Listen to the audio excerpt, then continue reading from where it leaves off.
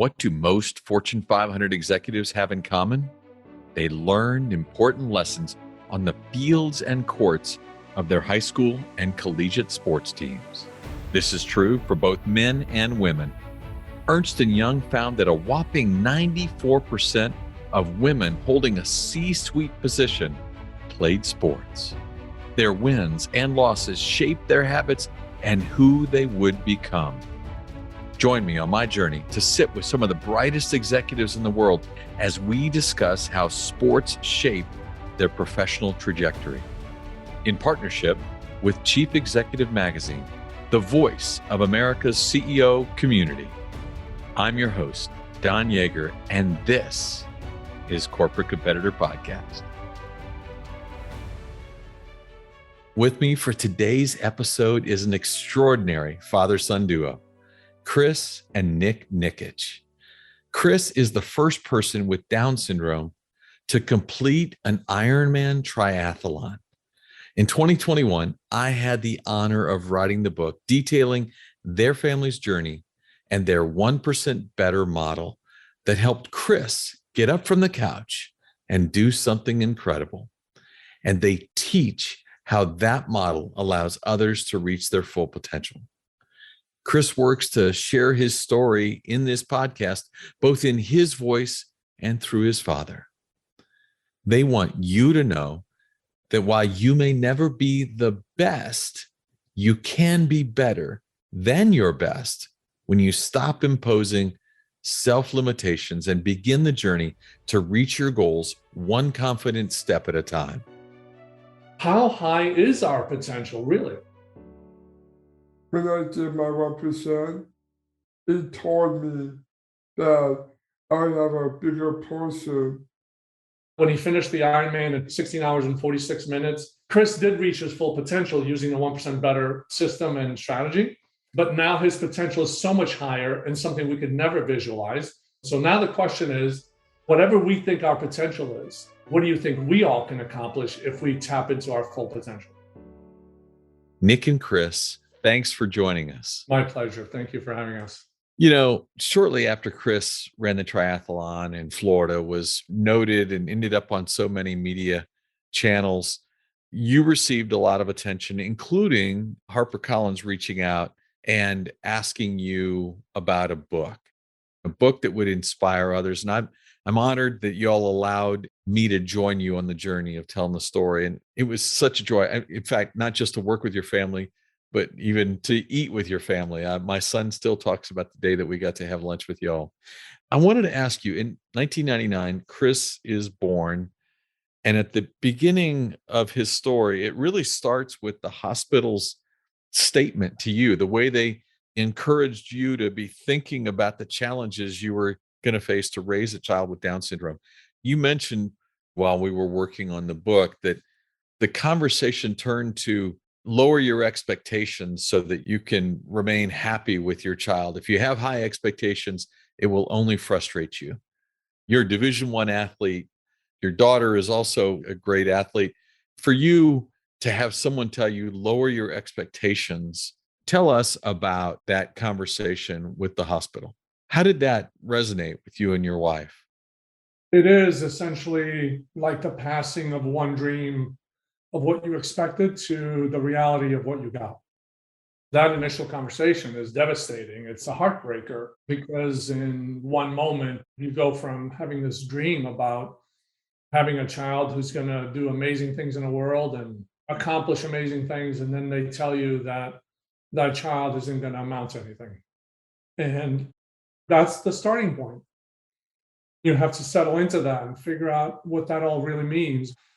It was really devastating and something we weren't prepared for. We didn't know how to deal with it. And we had to learn how to navigate through that transition. Yeah. You know, we were immigrants and we just loved the opportunities that came here through hard work.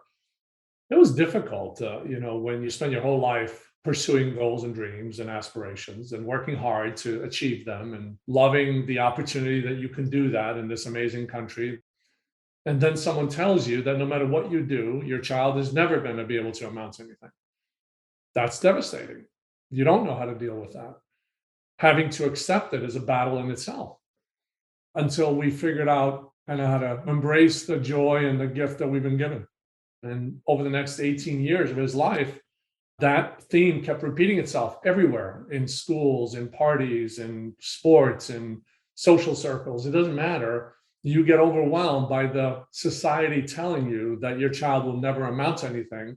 And no matter how hard you fight back, you're fighting the weight of the world and the weight of society telling you something different. And you start to succumb to that. You start to give up and you start to believe it, which we did for the first 18 years of his life. So this leads to this really pivotal moment.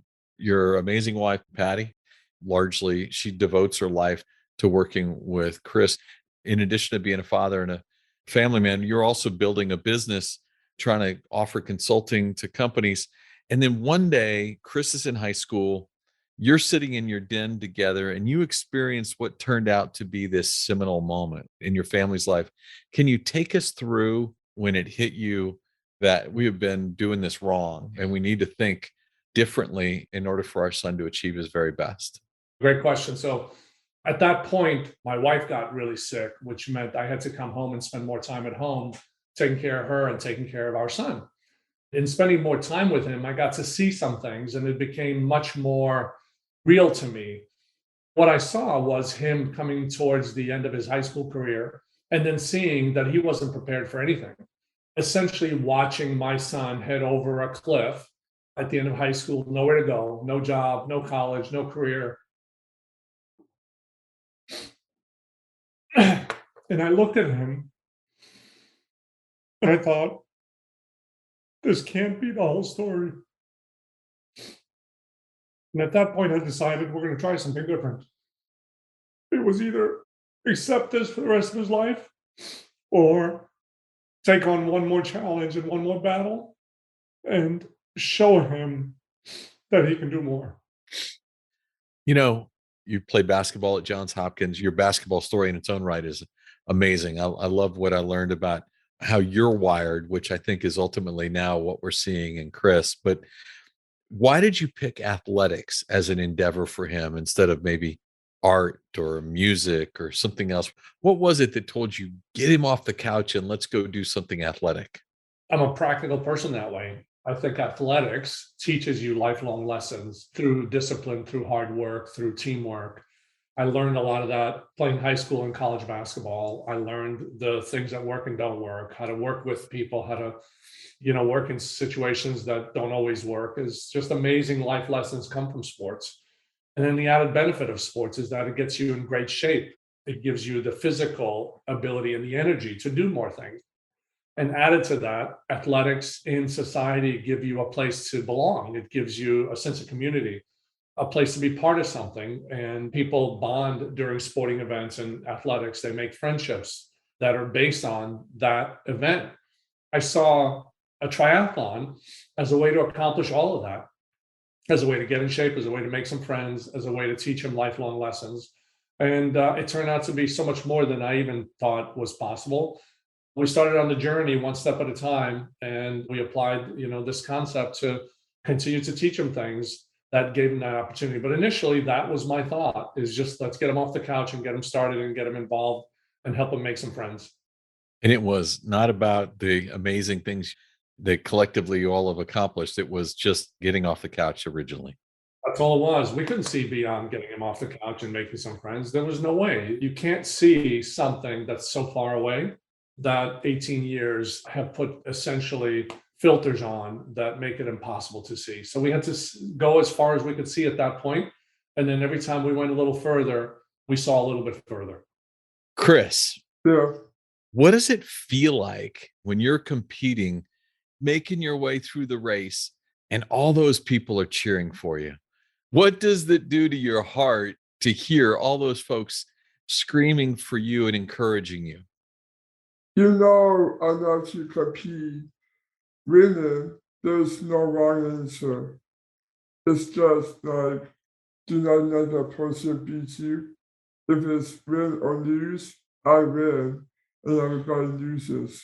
Everybody loses? And I'll get hugs from women. You're so silly. Yeah. So when you first started running, it was mostly just to get some exercise. But then it became really important to you. How did it change for you as far as the amount of effort you were willing to put into it when suddenly you realized this was something that you were also really good at? At some point, I was good at computing, but I wanted to achieve more that I worked hard.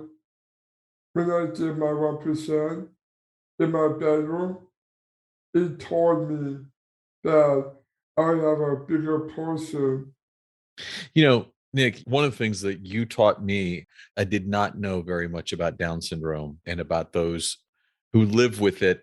There are things about a Down syndrome young man and woman that make even some of the aspects of triathlon difficult. Things that you taught me that I didn't quite fully appreciate.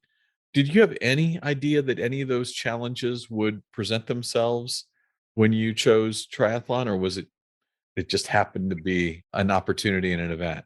Oh no, we knew all the challenges, the primary one being riding a bike because children with Down syndrome have poor balance and low muscle tone. And so riding a bike is an almost impossible thing. Very few people can do it. So we knew the complexities of a triathlon would pose many, many challenges, but that was exactly why we embraced it. I wanted to teach him things. The best way to teach him things is to engage him in something that would force him to learn things and push himself beyond a certain level. So I saw triathlon as a diverse way to teach him skills and keep it interesting without getting bored with just one thing. You already like basketball and golf, and we're going to continue doing that, but triathlon was really a way to get him fully engaged. Chris, I know in the bedroom you have those goal boards. Yeah. You're picking out very specific things you want to achieve. When you're talking to other people, audiences and others, how important is it to have a goal? So the goal is like Ironman. It tells me that if the goal is world championship for Kona, it also tells me the dream. And the dream refers to that goal. Such an important part of all of your message is that consistently getting better, the 1%, one more. As you're encouraging other people to be 1% better, how are other people receiving that from you when they see you getting better all the time? It keeps going. It gets harder. Yeah. Nick, you already, as a corporate trainer, were teaching the habits of gradual improvement. But now you have this amazing opportunity working with him in a space that no one could expect him to be successful in the initial phases of actually living out all these ideas you had. How do you get a little better every day? Can you share how the process evolved with him, that idea of just 1% better, 1% better? Talk to us about how that came together for you and him. I wanted to design something that was simple for him to understand, simple for him to do, and simple for him to explain. So the 1% better concept is something I use in my sales transformation consulting business. And the idea is to help organizations transform their entire organization a little bit at a time until it becomes part of their culture. Continuous improvement. It's a concept that's been being taught forever, everywhere in factories and organizations. What I did was I took those best concepts from some of the best books and principles and applied them to the sales organization. A sales organization is very complex. And so the solution I've developed was fairly complex. And it worked. It worked really well. But Chris, he didn't have the intellect to understand the complexities that I had built into the corporate world. So it forced me to really simplify the concept to something very small, very simple, to like one more, just 1% more, just one more, and focus on a day-to-day basis. And we got there. We literally took a fairly involved concept and simplified it down to something he could understand. In hindsight, it's actually turned out to be really powerful because I realized that through the simplification of the concept, execution improved. Execution created habits that are stronger and faster and better. His success and the speed of his success increased almost exponentially. I learned some incredible lifelong lessons watching Chris execute what was a fairly complex concept to make it simple. And then last year, I took what I learned from him, applied it back to my business, and simplified everything. And my business exploded. I had a record growth, record profits, and I decreased my level of involvement dramatically. Now, some people will argue that the growth happened because I got less involved. I learned a lot. And so now I'm taking that concept again and refining it back down to Chris and taking it to the next level with him, but also continuing to scale my business using the 1% better concept and helping my clients to continue to do that. So Chris's journey has been a business lesson that I intend to bring back into the business world and continue to reinforce and demonstrate that which a lot of people are already teaching, which is you simplify the complex. That's how you drive scalability and growth and consistency. And so that's what we're doing in both areas. And the final point Chris taught me, in 2020, Chris, or anyone with Down syndrome, going from a 14-mile sprint triathlon to a 140-mile Ironman in 1 year was really a physical impossibility and a mental impossibility. Best case, what you can say is it would require Chris to achieve his full potential. And you know what? When he finished the Ironman in 16 hours and 46 minutes, he did achieve his full potential. When you achieve your full potential, something amazing happens. God refills your cup and gives you much more. God gives you a higher level of potential. And so Chris did reach his full potential using the 1% better system and strategy. But now his potential is so much higher and something we could never visualize that continuing on the same path, he's not doing anything different. He's still getting 1% better. He will now achieve something even greater this year. And I'm willing to bet that that cup will get filled again and the next level of potential. And so now the question is, how high is our potential really? How far can we go? How much can we achieve? And I'm hoping that lesson resonates with all of us. Whatever we think our potential is, you take this kid with Down syndrome with a less than 70 IQ, with limited physical ability, and he is doing amazing things as a speaker, as an athlete, as a champion of change for intellectual disabilities and diversity and inclusion. He's only 22. With everything he's been able to accomplish, my question to all of my peers is, what do you think we all can accomplish if we tap into our full potential? And then go seek to have our cup filled again. Go use it all up and fill it again. So let's go to that first cup that Chris was trying to fill, and that was a Special Olympics triathlon effort. And yet, as you pointed out already, he goes from that to a sprint to a full triathlon in what is just uncanny time. And you showed me how you put his plan together. You were graphing it, and where most of us are busy trying to think about how do we get better as quickly as possible, we peak, our graph peters out. But you figured out by working with him slightly in slight improvements, his graph just didn't seem to stop. Can you share that with the listeners here, how that graphing process has become an important piece of what you all are doing with Chris? The challenge is that the world tells us we can achieve results fast. And then a small percentage of population, usually 1% or less, go and accomplish that. And what they do is they prove to us that what everybody's selling is achievable, which is fast results. The problem with that is the other 99% of us, to some degree, don't have that innate ability or determination or perseverance to do that. While we may have the proof that 1% can do it, the rest of us keep falling short.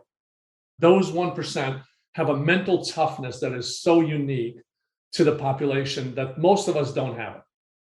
Well, how do we get someone who doesn't have it to get it? That was my premise with Chris. He doesn't have it. He doesn't have the physical or intellectual ability or the motivation or the intrinsic ability to do that himself. So the objective was to build his mind so that it operated more like that of an elite athlete or an elite business person or an elite musician. And so the small incremental gains were all designed to be able to give Chris proof every day that he could get better than the day before.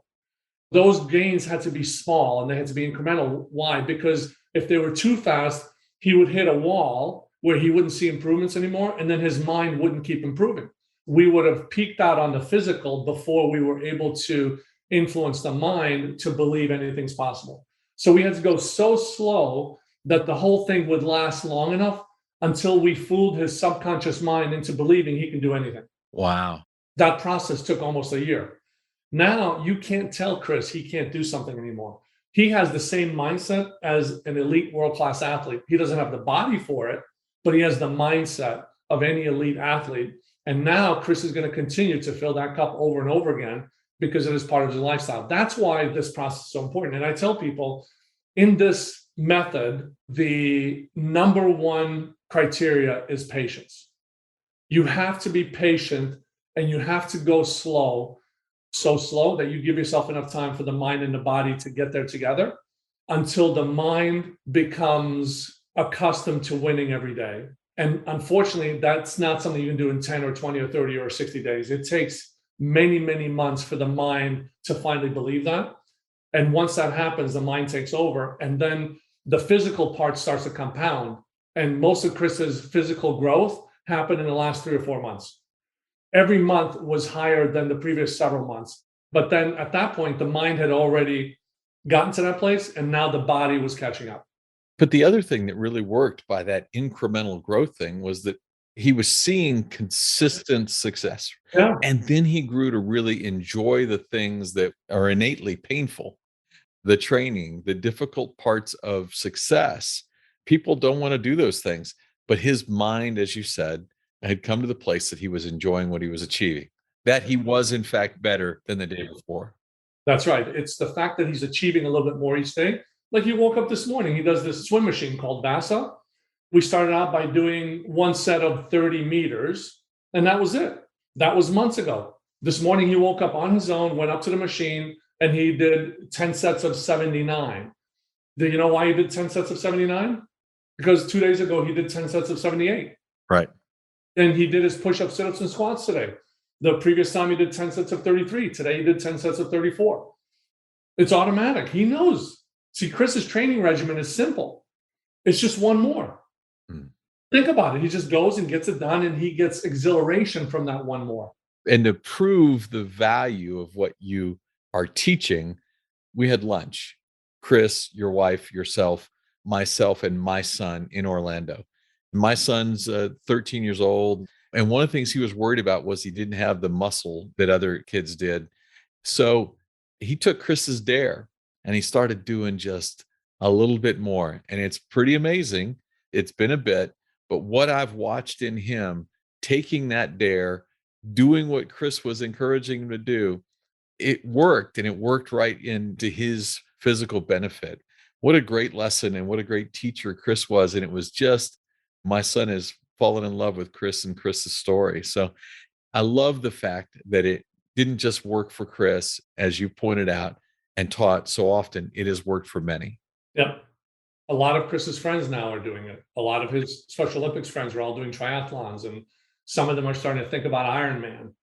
You know, this young lady that they started that triathlon program together, and they've been friends ever since. And she's now training to do an Ironman. It is amazing to watch. We're only begun, and we're hoping that the message gets further and further and reaches more and more people. Chris, what do you enjoy most right now? The training, the racing, or all of the speeches and the other things that you get to do because of the training and the racing? Actually, it's not even about training. It's not about races. I don't care. You know, I care. I care about speeches. And you know what? We've had a number of companies that have implemented the 1% program just by listening to Chris's speech and watching his story on ESPN and reading the book. And they've implemented a program where the entire culture of the company, they're saying every week, we all need to discuss and talk about how we got 1% better. This is happening. Schools are starting to implement the program. I've got a school county in Hillsborough County, Florida, where they just created an accredited course for their teachers around the 1% Better book. And they've got to go through it, take tests, answer questions. It is starting to spread. People are doing programs, athletic programs around it. People like the 1% concept because it's giving them a tangible way of doing this. School systems are asking us to design a program around 1% Better. And next week, we're going to Pinehurst, North Carolina. We're speaking to all of the educators of North Carolina. We're the keynote speakers because they want to know how do they implement this in their school system. So I think we've only just begun. I think it's starting to trickle. Different people from different places, from nonprofits to schools to businesses, are all looking at this 1% better concept and are asking, how do we do this? And how do we implement this culturally across the organization? And, just for your, some background, Ironman created a new category for intellectual disabilities. From now on, all over the world, there will be an ID category of people with IDs can compete to make it to world championships. Chris will be the first one and the only one this year, but maybe there'll be others in the future. Adidas sponsors the Boston Marathon. They're going to create an ID category in the Boston Marathon this year, and Chris will be the first to run in that. And the idea being to convince all the marathons around the world to create an ID category for others to race around the world and dedicate spots in the major marathons to the ID category. USA Triathlon has created an ID category. Wow. And so the influence from Chris is starting to change events where they're all thinking about and creating an ID category to include more of his Special Olympics friends. That's awesome. Nick, one of the things we talk a lot about on this podcast is about the importance of team. And while it may appear that Chris on a course is an individual competitor in running, cycling, and swimming, the truth is, in order for him to achieve his best, you had to assemble a team around him. It's a team of guides and coaches and others. When you think about building a team, what kind of advice would you give to those of us who are team builders on how do we put the right pieces together to take a collection of individuals and get them unified with purpose? Yeah, it's a great question. This whole concept doesn't work alone, unfortunately. Or if it does, it only works for a small percentage of the population who have the determination to see it through on their own. This really, at its core, if you saw what we do, is we promote the 1% Better Challenge. And that challenge is always about find someone, be part of a team, and then do it together, hold each other accountable. The key to the team is that they all align around goals and dreams that are important to each of them, but they leverage each other to support and encourage and hold each other accountable through the journey. Because inevitably, if you're doing the journey alone, you're going to get bored and tired of the journey. What makes the journey fun is the team. So I assembled a team of people around Chris that were diverse, that were interesting, that were different, that were fun, that were serious. They all had their own little personalities, but they all brought something to the team that was amazing and gave Chris this sense of purpose and belonging. And that's what teams do. You need a leader in the team. So the bigger the team, you need a really good leader to put it all together. You need a good process. And then you need to hold people accountable to the execution of it. But you can never forget that people will only do things because they can achieve their dreams, because they can feel part of a community, part of a team. Everybody wants to be part of a winning team. And then when you have a team of 5 or 6 and one person's winning, they actually encourage the other 4 because they want to win. And the more people on the team that start winning, the more people don't want to leave the team, the more they'll do to make the team more successful and to continue to achieve levels of performance that they didn't think were possible. I could talk about teams for a long time because it really is the kind of the secret sauce that pulls all this together and is a necessary ingredient in the corporate world, in the sports world, to form these teams and create these bonds. As a team, they do things that are impossible that individuals can't do. I love that. Forget sports. What you're talking about right there, those are business lessons. So I want to advance a little bit. Chris, tell me about your experience on the ESPYs. When I first got my ESPY, I had a notification with a snare at the after party. And definitely you became big on the internet after all your dance moves. Don't even talk about my dance moves. That's my move, and I made a call. You did make the call. Did you practice your dance moves in advance? Yes. You did? Yeah. No, he didn't. Yeah. What did you enjoy most? I was meaning the skier. The skier. Oh, yeah. The gold medalist. Yeah. The gorgeous blonde Michaela Shiffrin, the Yeah. gold medalist. Yeah. And she gave you a hug Yeah. and invited you to teach you how to ski. Yeah. Oh, Chris, you're unstoppable. Yeah. It's been quite a journey with Chris. Every day, he just adds more and more. I don't think his story is anywhere close to being done yet. Oh, no, it's not. When he plays in the Masters, I just want to be there for that. He's having fun. Oh, I love it. As a father, you've watched Chris's progression. I'm sure you've marveled at much of it, though at times I know it's important for you to remain confident in him and let him know that you believed that this was going to happen all along. You're at the Ironman, Florida, Panama City, and it's 16 hours plus. You have to finish the Ironman in 17 hours in order for it to count. And before you can see them, suddenly you hear that Chris and his partner, Dan, are coming in. Walk me through that.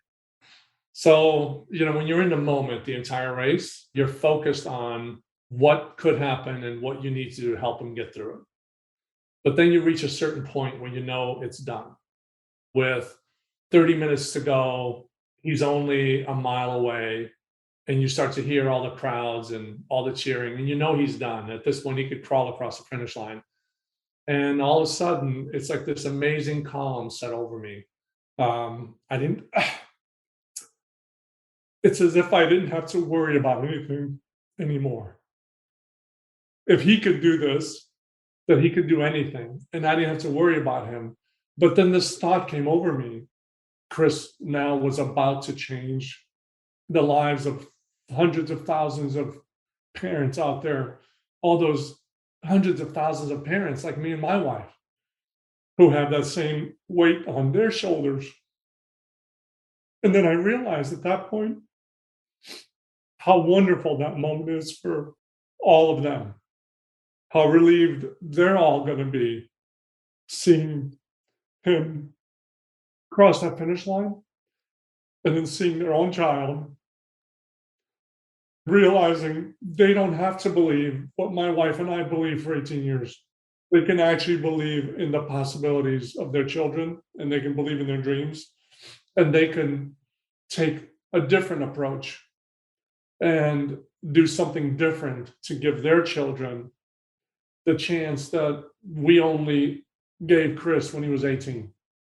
I know that one of the things that has inspired you and Patty through all of this has been the notes and the messages you've received from parents.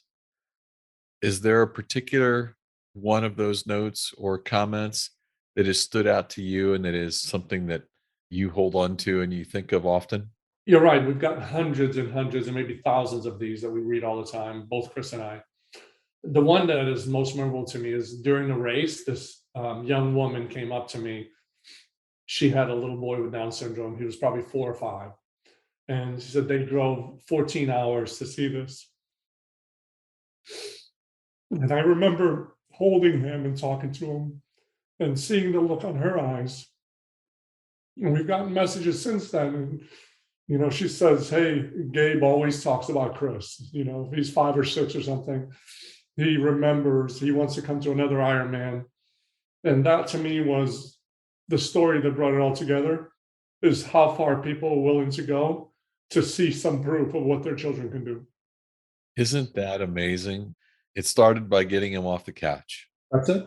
Just get him in shape, get him off the couch, and look what's happened. And I was thinking about potential. The cup was full in 2020. And that's when I realized, There's a new cup. oh my gosh, how big can this thing get? How far can Chris really go? What can he really accomplish? I love it. Well, Chris, since I was first introduced to your story, I have loved telling other people how inspirational you were just in what I learned through your father, your family. So to write a book with you was really amazing. What did it feel like when a publisher told you they wanted to publish your book? I said to them, if you want to go to the publisher right away, please do it. What are we waiting for?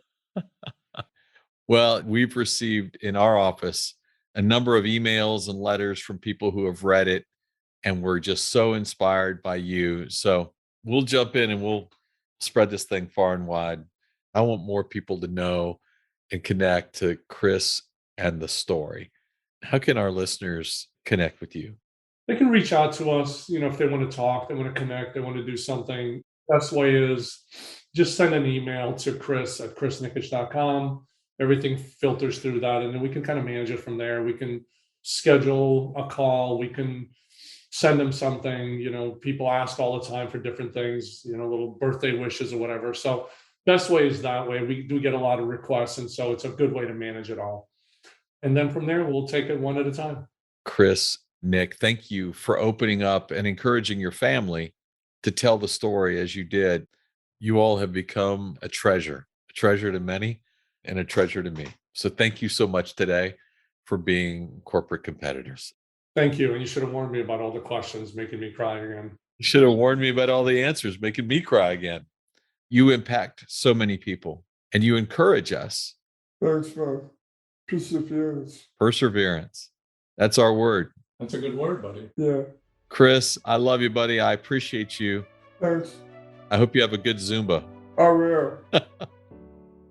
All right. I don't know how many of you got a tear or two in your eye during that conversation, but I certainly did. I cried with Nick while we're writing the book, cried with him again today. That was powerful. But what a great lesson. People are so busy telling us what expectations we should have for others, for ourselves. What if, like Nick and his wife, we finally just say no? What if we finally say, you know what, let's set a higher bar than what anybody is suggesting here. Let's expect more of ourselves, of those around us. And then in that expectation, let's come up with a process, a system. That's the thing I think that is also really special. Nick didn't just say, hey, let's just go do this and let's do it once and that's good. It was, let's get a little better every day. And if we do so, the world could be changed. We saw it right there in that story. I hope you're committing yourself today to getting just a little bit better. I know I am. If you could share one habit, one thing you've done consistently that allowed you to separate yourself from your competitors, what would it be? In my 30-year career, 2,500 of the greatest athletes, coaches, and leaders answered that question for me. This is Don Yeager, who did that article I was telling you about. Don, Dave Sims with Coach K. How you doing? Hey, Don. How you doing, my man? Great, sir. What they gave to me is what I'm giving to you in my online course, Journey to Greatness. Through engaging storytelling and on-demand videos, you will learn the 16 habits that will jumpstart your personal growth. I will instruct you on how to apply these winning characteristics to your life through custom workbook exercises. We are slashing the price for our podcast listeners. Lifetime access to Journey to Greatness is normally $399, but for our podcast listeners, it will be $49 with the code podcast at checkout. Click the banner on corporatecompetitorpodcast.com to enroll. Thanks for listening to the show. I would be so grateful if you left us a rating and a review. We will be rolling out a new episode every Wednesday. To be the first to listen, subscribe to the podcast on our website, corporatecompetitorpodcast.com. Plus, as a thank you gift, you will receive a free chapter from one of my best-selling books on the habits of high-performing teams. Stay in touch by connecting with me on social media at Don Yeager, Yaeger, on Twitter, Facebook, Instagram, and LinkedIn. Until next week, I appreciate you.